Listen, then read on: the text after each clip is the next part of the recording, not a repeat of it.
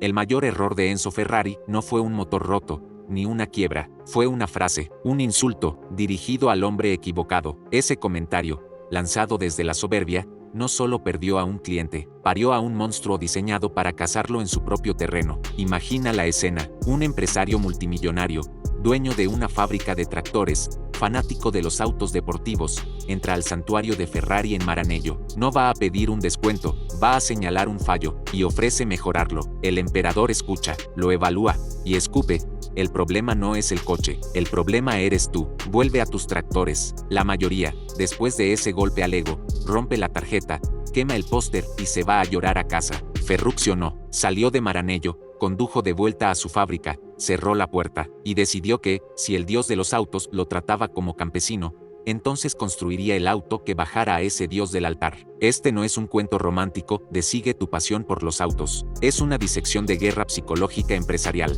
de cómo subestimar a la persona equivocada puede costarte un rival eterno. En este video vamos a desmontar el mito, analizar la humillación, la respuesta y las leyes de poder que salieron de este choque, para que tú no seas el próximo Enzo, o el próximo Ferruccio sin estrategia. La versión infantil dice: a Lamborghini no le gustó su Ferrari, así que hizo uno mejor. Post de motivación barata, frase de Instagram: pero si solo hubiera sido una decepción técnica, Ferruccio habría cambiado de marca, no creado una. Lo que lo encendió no fue el coche, fue la humillación. En psicología del poder, hay algo más peligroso que la ira, la amenaza al estatus. No atacas lo que alguien tiene, atacas lo que alguien cree que es. Enzo no solo criticó la opinión de Ferruccio, redujo su identidad de: eres un hombre de tractores, no perteneces a mi mundo. Ese es el tipo de golpe que no se olvida, se cobra. Cuando humillas a alguien con dinero, conocimiento técnico y red de contactos, cometes un error de principiante, lo obligas a escalar.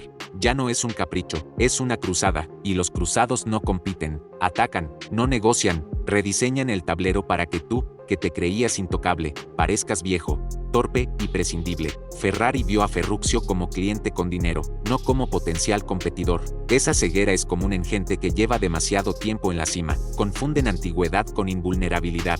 Olvidan una ley simple: nunca humilles públicamente a alguien que ya domina otra industria, porque, si entra en la tuya, no vendrá a aprender, vendrá a ajustar cuentas. Antes del choque, Ferruccio Lamborghini ya jugaba en la liga alta. Había convertido motores militares sobrantes en tractores civiles, levantado una fábrica desde la nada y acumulado una fortuna obscena en la Italia de posguerra. No era el campesino con suerte, era un estratega industrial con olfato quirúrgico para máquinas y márgenes. Su Ferrari era su juguete, hasta que empezó a fallar. El embrague se quemaba, el coche vibraba. Para la mayoría, un problema caro. Para Ferruccio, un detalle técnico insultante. Descubre que el embrague de su Ferrari es casi idéntico al de sus tractores, solo que mucho más caro y menos resistente. El mito rojo llevaba piezas de granja, disfrazadas de lujo. Ferruccio hace lo lógico para alguien que respeta la ingeniería: va a la fuente, pide una cita, llega a Maranello, expone el problema, propone una mejora. En términos técnicos, está ofreciendo valor.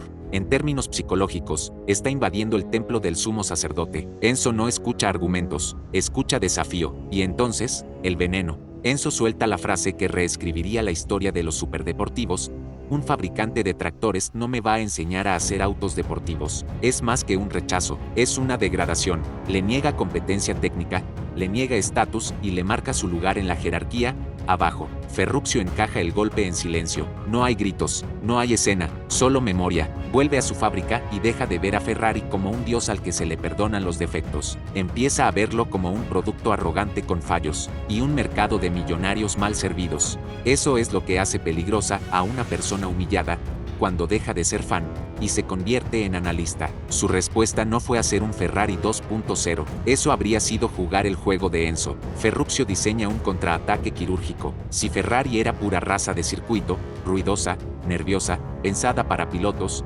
Lamborghini sería lo opuesto: poder brutal, sí, pero envuelto en refinamiento, confort y diseño obsceno. No buscó vencer a Ferrari en su altar, construyó otro altar. El Miura es el mensaje: motor central, equilibrio superior, diseño casi indecente de lo bello que es. Mientras Ferrari sigue obsesionado con la pista, Lamborghini crea el auto que ningún piloto profesional necesita, pero que todo millonario desea. En cada aceleración estable del Miura, hay una bofetada silenciosa al embrague defectuoso del Ferrari de Ferruccio. Ferrari se queda en su narrativa: carreras, trofeos, gloria en Le Mans y Fórmula 1. Pero el mercado de estatus real, el del millonario que nunca pisa un circuito, empieza a escuchar otro nombre en clubes privados y cenas discretas: Lamborghini. Más raro, más escandaloso, más prohibido. El insulto de Enzo había mutado en un nuevo símbolo de poder. El resultado final es casi poético.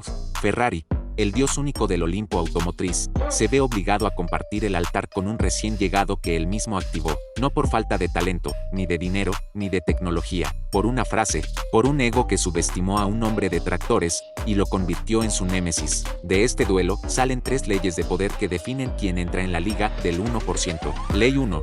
Nunca humilles a alguien con capacidad de respuesta. Puedes ganar el momento, la discusión, el gesto de superioridad, pero si la otra persona tiene capital, conocimiento y orgullo, lo que acabas de ganar es un enemigo con presupuesto. Ley 12. La respuesta inteligente al desprecio no es el escándalo, es el diseño. Ferruccio no hizo posts, no dio entrevistas victimistas, no montó un drama, se encerró, analizó el mercado, identificó el punto ciego de Ferrari, el lujo y la experiencia por encima de la obsesión por la pista. Luego construyó un producto pensado exactamente para explotar esa ceguera. Ley 3.